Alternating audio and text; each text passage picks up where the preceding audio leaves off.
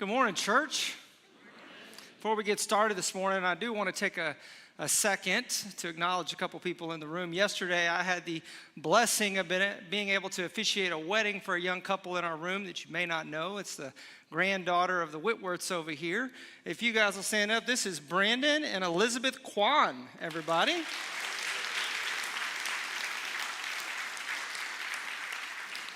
They've been coming here for quite a while, but they don't talk much. So do me a favor at the end of service, just get all over them, okay?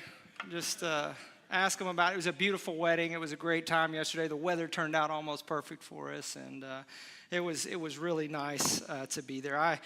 I really enjoy doing weddings. They really are a blessing, and I think it's an honor to get to be a part of the beginning of something, and hopefully I live long enough to see it last a very, very long time, and some kids and some all that kind of fun stuff coming to you. That's great. So, you know, when I was a kid, my parents divorced, and it's a sad thing. I remember going through it and experiencing it, and it was very traumatic as a kid to go through, and as time went on, I think it was the right thing to have happen. Now, I don't like saying that, but I look at the fruit. And this morning, we're going to talk a little bit about service. And we're going to talk a little bit about how we can get comfortable living life and fail to be light and salt. We can lose our saltiness. We can lose our shine, if you will. And when I think back as a kid to my parents, they got married for the wrong reasons. It's not like this young couple over here. And they worked on it, and they tried. And at the end of the day, it didn't end up working out. But what came next was something that as a kid, I was happy to experience and see. Now, again, difficult, hard. I hated it. I didn't want to go through it. I would not wish it upon anybody. It's probably a large reason why I'm a marriage therapist today, and why I love doing weddings, and why I love doing premarital counseling. I want to see these things succeed for their self, but also for the fruit that they produce.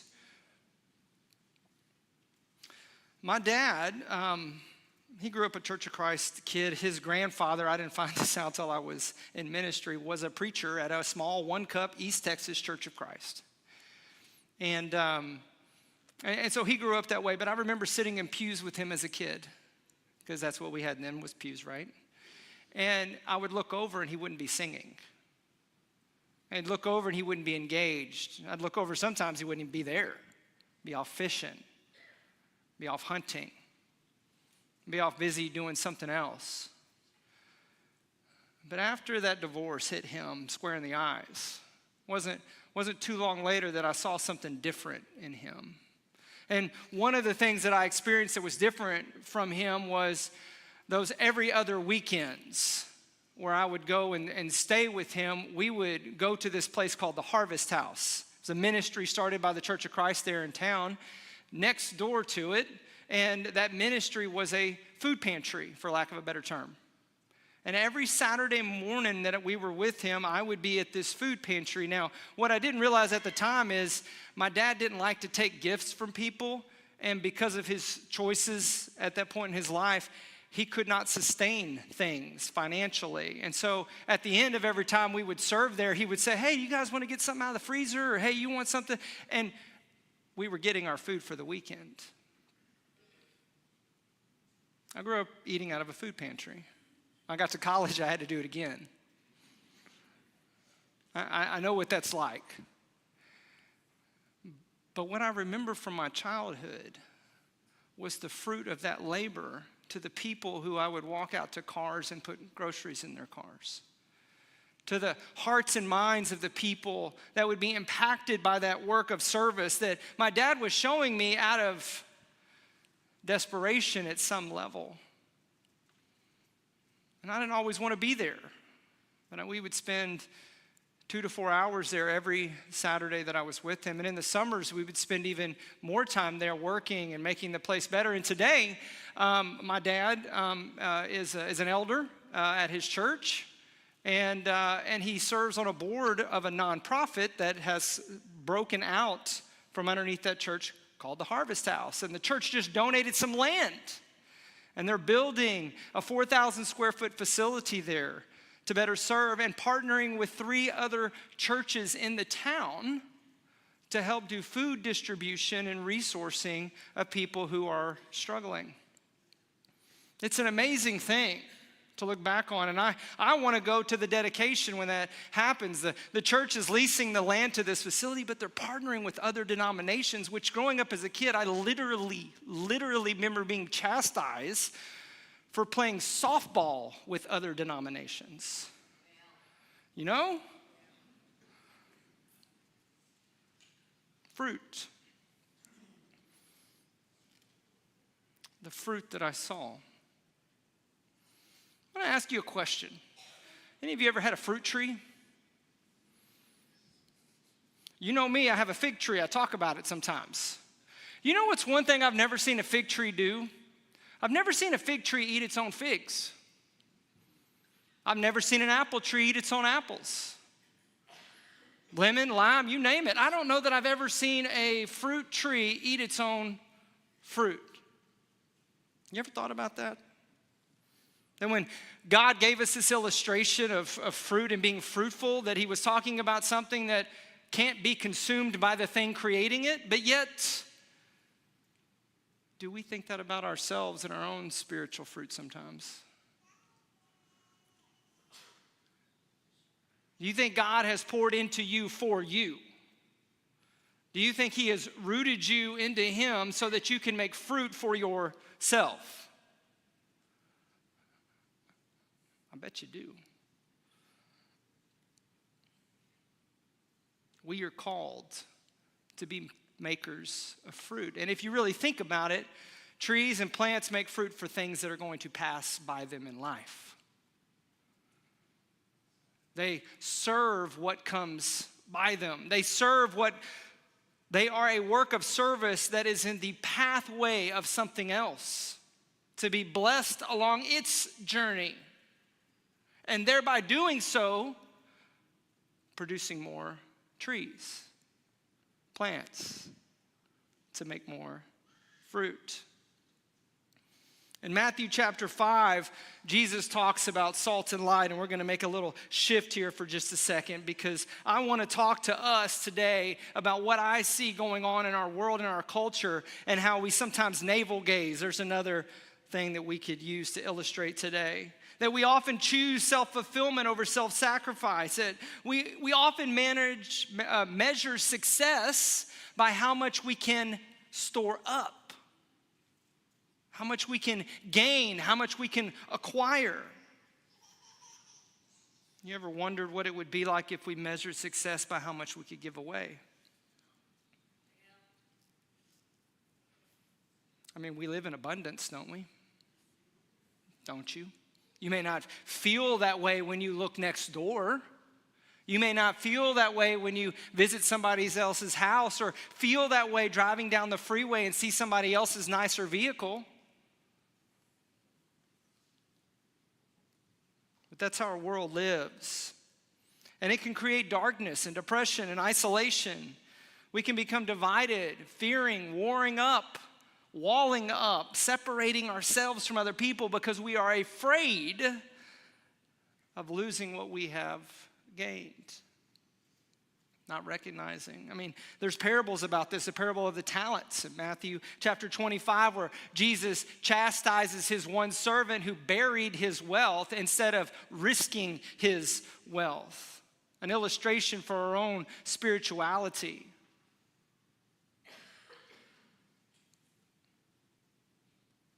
We feel it as Christians.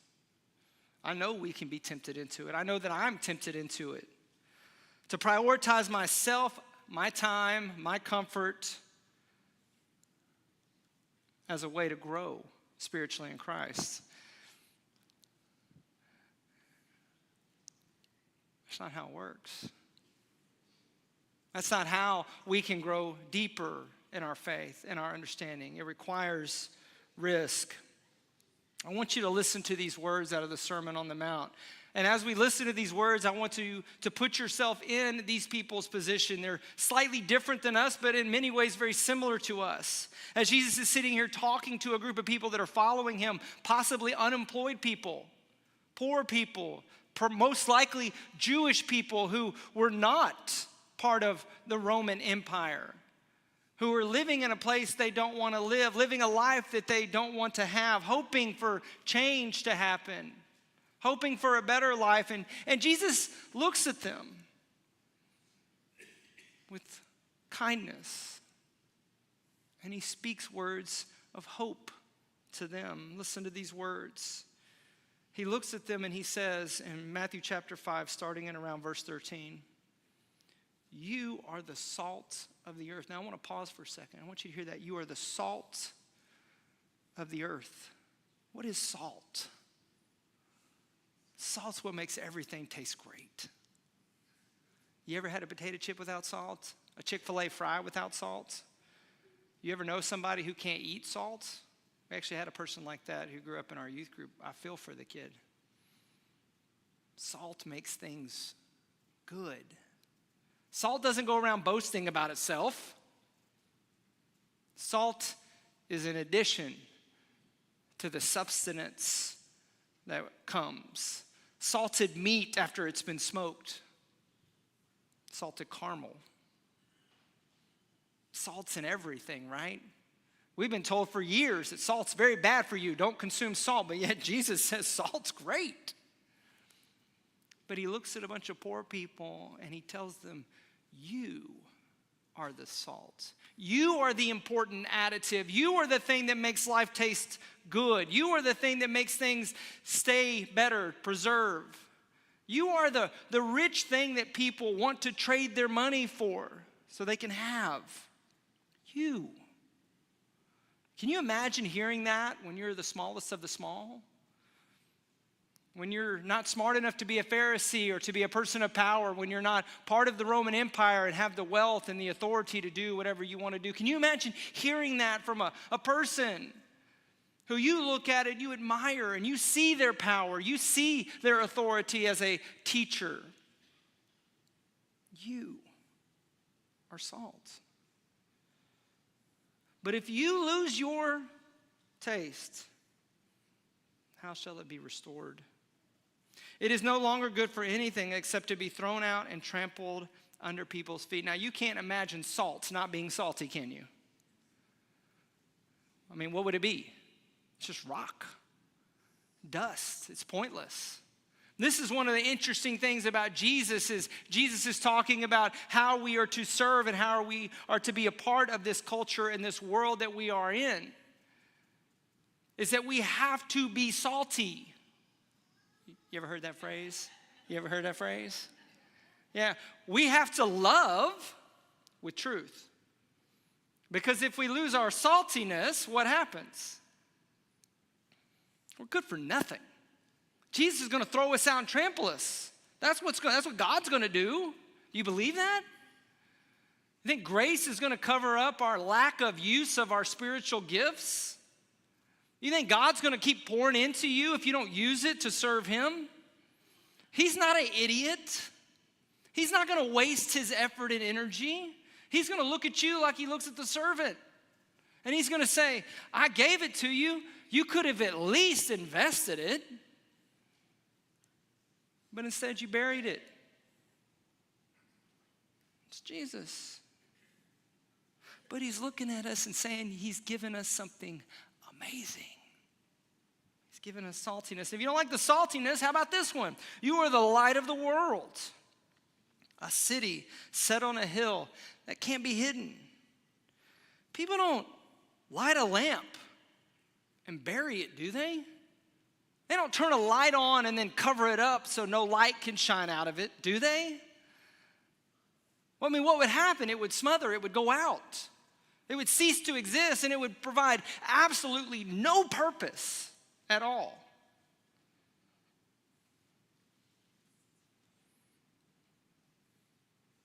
But people put it on a stand, and it gives light to the whole house. In the same way, listen to these words. Let your light shine before others. How do we do that, Beau? I can imagine the people sitting there in the crowd going, okay, I'm light, I got it. How do I do that? How does my light shine before others? And then he says this, so that they may see your good works and give glory to your Father who is in heaven. In Jesus' time, people were tempted to cower.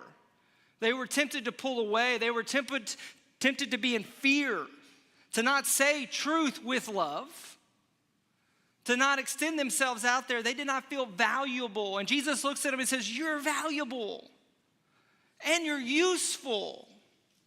You're two of the most useful things that he could come up with, light in the darkness and salt, the thing that everyone needed. I don't know if you know this about your own bodies, but I've been reading about this, but you can't live without salt in your body. You can't. Water, protein, fat, salt. There you go. You get those things, you can live a long time. That's really all it takes. Did you know that? And guess which one Jesus is? The water. Guess which one you are? The salt. How do we sustain the church? Well, it comes through the word, it comes through the church, and it comes through all the other resources that come only from God. The true substance for us. Jesus' followers are salt and light. They are the preservative of the gospel. They are the light that guides and reveals. And Jesus challenges them to live differently. In Galatians 5, Paul echoes this. He says, but the fruit of the Spirit is this: love, joy, peace, patience, kindness, goodness, faithfulness, gentleness, self-control. Against such things there is no law. Have you ever noticed that every one of those things exist only in relationship with someone else? Those things are not self-centered. They do not focus inward. They amplify relationships that we are supposed to have out there. In James chapter 2, the brother of Jesus echoes it by saying this: what good is it, my brothers, if someone says he has faith but does not have works? Can faith save him? If a brother or sister is poorly clothed and lacking daily food, and one of you says to them, go in peace, be warm and filled, without giving them the things they need for the body, what good is that?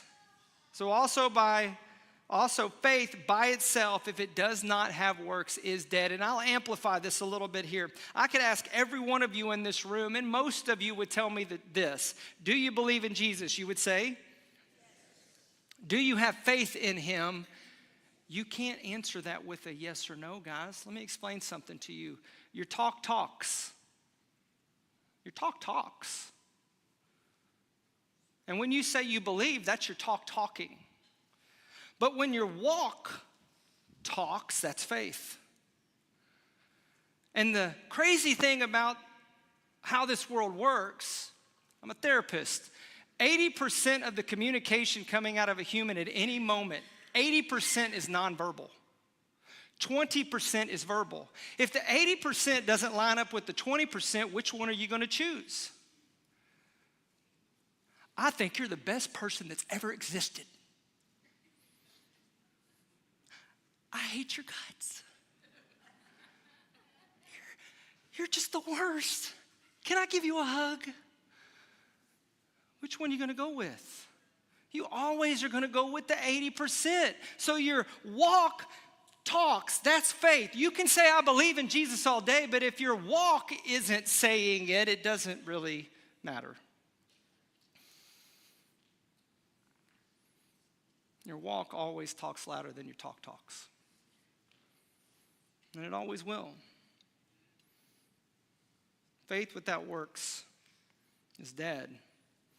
Actions make faith visible. Each has received a gift according to 1 Peter chapter 4, verse 10. We are called to use it to serve one another as good stewards of God's varied grace. Your gift was given to you. I always tell people this, I always tell teens this. When the Holy Spirit comes into you, yes, there are things that it grants you and gives you. But it's for others.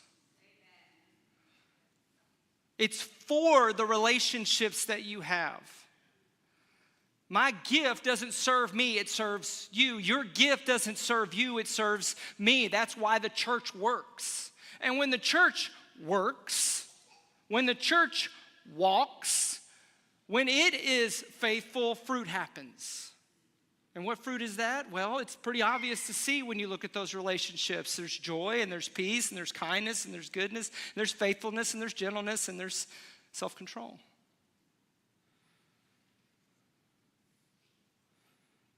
Service is not an option for Christians. It's not an option. It's the fruit. It's the truth. It's a requirement for us. We are required to serve others. I don't know if you're aware of that or not. I know I grew up thinking that the service project for the youth group was optional. Six Flags was not. Game night was not an option. Trash pickup Saturday morning was an option. Is that what we end up teaching ourselves? The meal is required. The cleanup after is an option. Hospitality is an option. Being kind on Sunday morning is required. Is that how we're training ourselves? Is that how we're teaching our young? Is that really what we're doing? Do we find ourselves becoming like the world?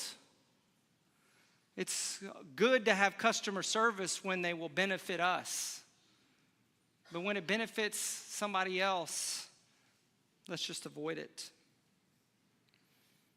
Jesus calls us to let our light shine before others. He calls us to live in the light. He doesn't call us to be perfect before we can do. He calls us to do, and he will perfect us.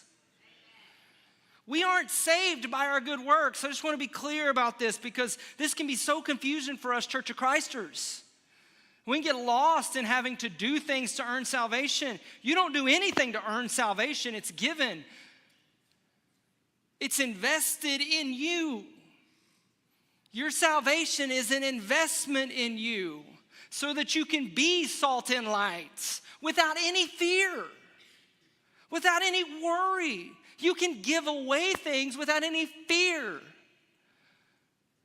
or any worry. I watched a billionaire a while back on TV, and one of the things that he said that most people don't understand, especially those people with a poor mindset, is he says, you think you can save your way to wealth. He's talking about money, but I think there's some spiritual truth buried in this. You can't save your way to wealth. I mean, you saw what inflation just did to your wealth if you had any. You can't save your way to wealth. You have to take your wealth and put it to work. And when your wealth is working, you become wealthier. Now, that might be why God invests in us, because we are his wealth.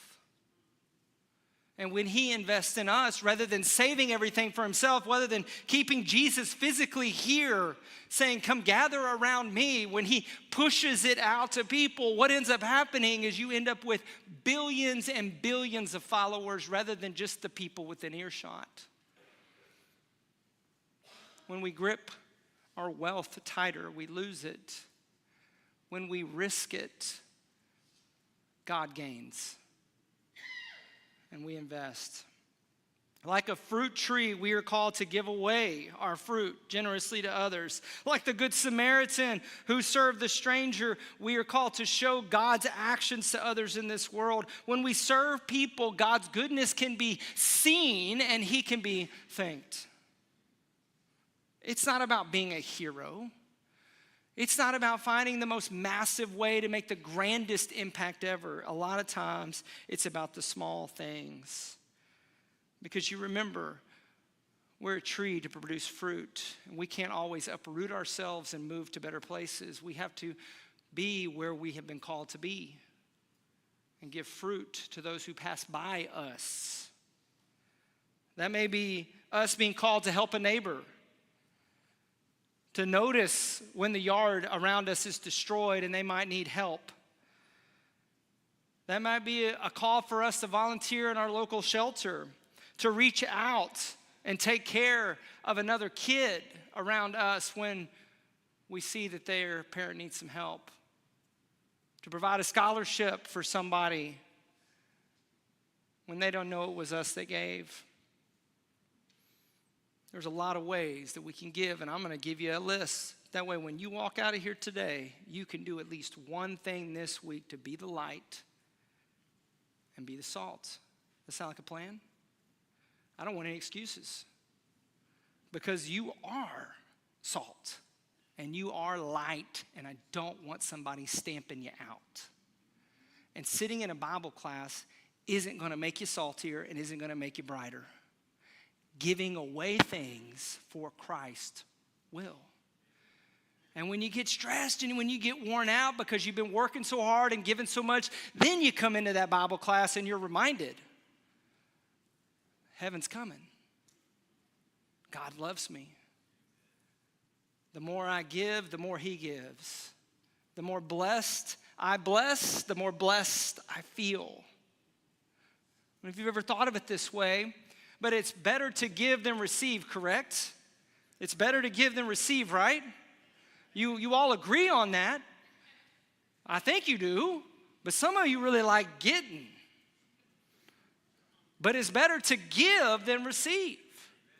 You can't be blessed by God when you've given nothing to anybody else. So what can you give? Well, let's start with the most obvious one, you rich people. Cash, checks, digital payments, individual causes, clothing, food, furniture. I hate garage sales. I feel like it's just nickel and diming people for a little more money.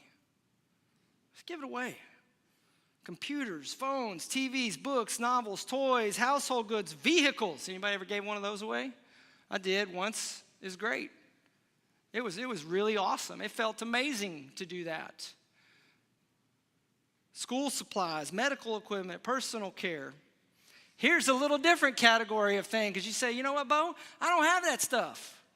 I haven't acquired for myself just a bunch of junk laying around that I can give away. And I don't really want to go buy good stuff and give it away because my heart's not quite there yet. Okay, cool. How about blood? You ever donated blood? Plasma? Platelets? We have somebody in our church right now, and I'm not going to tell you who is lined up to donate an organ to somebody they don't even know. Bone marrow, that's a painful one. Stem cells, hair, breast milk. I didn't know this, but there's an exchange for donating breast milk. Some of y'all women probably, I hope you women know that, but I know that.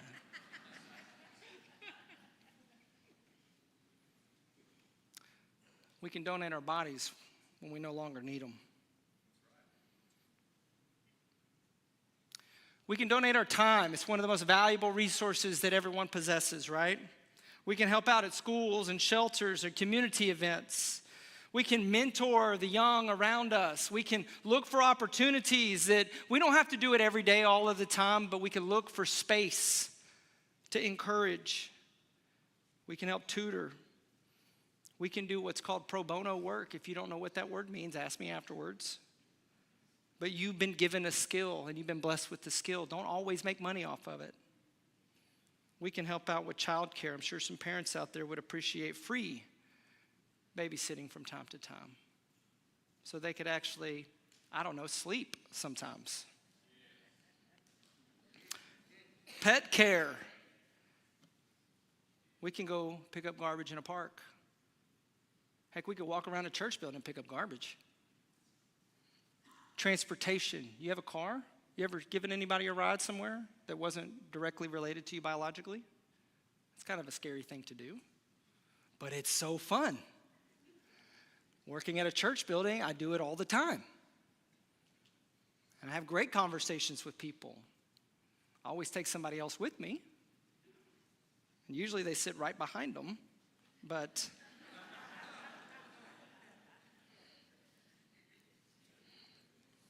I got to add some levity to this. It feels heavy sometimes. Skills. You've been blessed. Give away some skills. Teach somebody something that you've learned. Invite somebody to learn a new lesson. Give some career advice when asked for, by the way. Unwanted advice is not the worst. The worst is bad, but unwanted advice is the second worst. How about creative talents? Some of you are blessed with the ability to do artwork or to paint. We've been blessed with somebody who's volunteered a lot of time to come up with the concept you see behind here, to pour a lot of effort and resources into the paint colors and the artistry that goes into places like that would normally cost thousands to have a designer do, but we've been blessed. Technical support. Some of you can fix things that other people are incapable of. Blows my mind how you don't know how to use a computer, but I get it. Some people don't. And some of y'all are really good at it. How are you donating that? Writing and editing. I would not be here today in this room if it wasn't for some freshman at ACU when I was a graduate student, some freshman who was really good at English writing, who donated her time to help me be able to write papers that I would not fail because of my grammar. Super appreciative of that. Here's a really important list for our day and age, something you should really pay attention to. Here's things that you can give that most people can't. Kindness. Encouragement, forgiveness, attention, even just for a moment, positive feedback, advocacy. We have the ability to give a lot, but we don't always notice it. We don't always pay attention to it as we are rooted in this ground, living this life. We don't always notice the passerby in need and are willing to drop the fruit that we may need to drop. But I hope this week, after hearing this lesson, you will think just a little bit. You will pay attention just a little bit more to those who are moving in and around your orbit. And you will look for an opportunity. In fact, you will pray to God, God, show me something that I can give away this week. And give me the courage to do it. Give me the risk-taking ability to let it go, so that others may be blessed. Light doesn't need to be big. Salt doesn't need to be a lot. A little can go a long way. And in the real darkness of this world, even a dim light can show God. Amen? Let's stand and praise Him.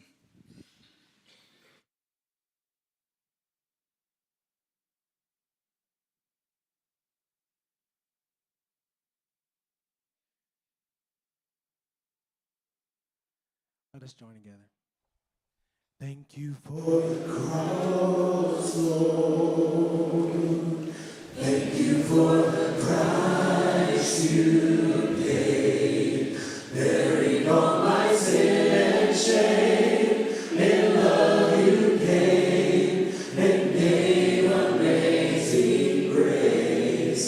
Thank you for this love, Lord. Thank you for the nail-pierced hands. Wash me in your cleansing flow. Now all I know, your forgiveness and embrace.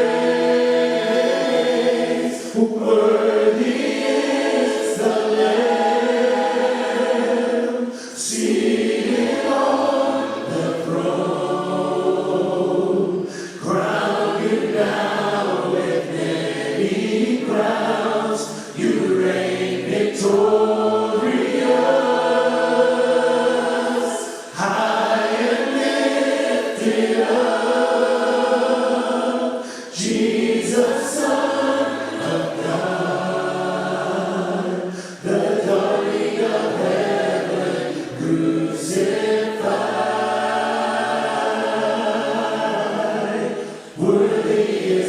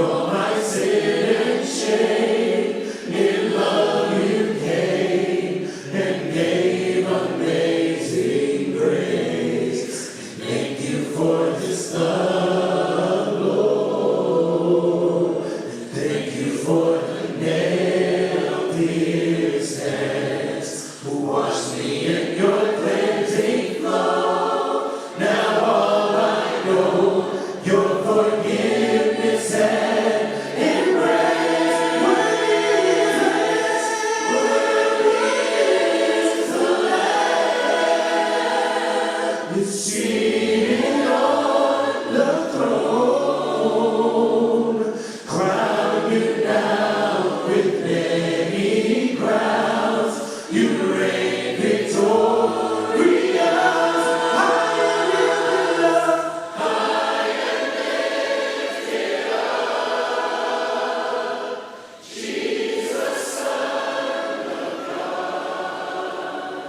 The glory of heaven crucified.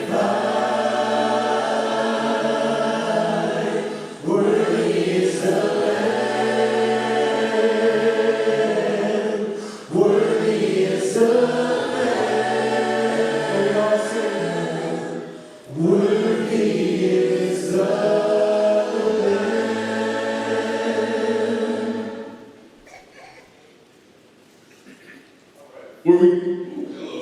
Before we go, this one? All right, I'm Jabari now. All right, before we go, I have a very important award that I want to present to a special person today. And this is the second year we're doing this. We started this last year, and it's called the Michelle Bentley Servant Heart Award. It's something we're doing in our campus ministry, the Christian campus community. Michelle has served many, many years as a foreign missionary and many years here as a domestic missionary here on our campuses. And she retired almost 2 years ago. It's hard to believe. And so we started this in her honor. And we are presenting this year's Michelle Bentley Servant Heart Award to Preston Sklar. So Preston, come on up here.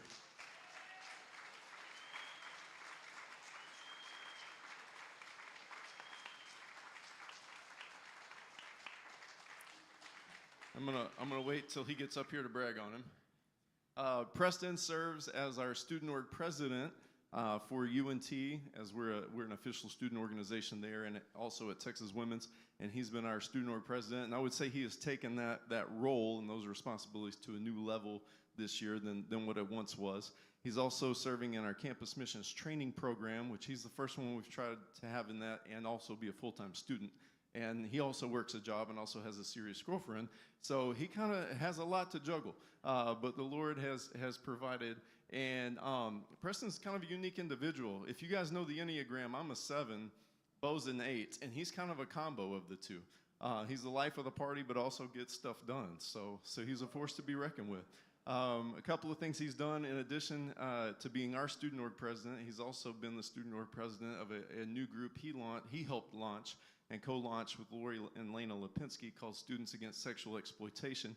They're doing some incredible things on campus to raise awareness and to make a difference and shine a light on a lot of problems going on in our society and specifically our campuses, as well as helping Swagath, which is one of our international student partnerships. He's helped them launch and get off the ground and become a student org as well, with the help of Chris Hubbard, who's also our faculty advisor for all of these groups. And so he's got a lot on his plate. Thank you, Chris. And also he's helped get us a garden, a very beautiful, soon to be very fruitful garden in our backyard of the CCC to where we can grow a lot of our own things. And that's just a few things to list. And so I'm very thankful for Preston, as well as just the missions mindset he's got, being a light on campus. Baptized our friend Clayton Wright earlier this year, his first time to do that. And so I'm just seeing the Lord work in you, brother. He also, along with Haley Scott, is Haley here this morning? No? She go home for the weekend? Haley and Preston are our two grads who just graduated from UNT as well. So let's give one more hand to Preston. Thank you, brother.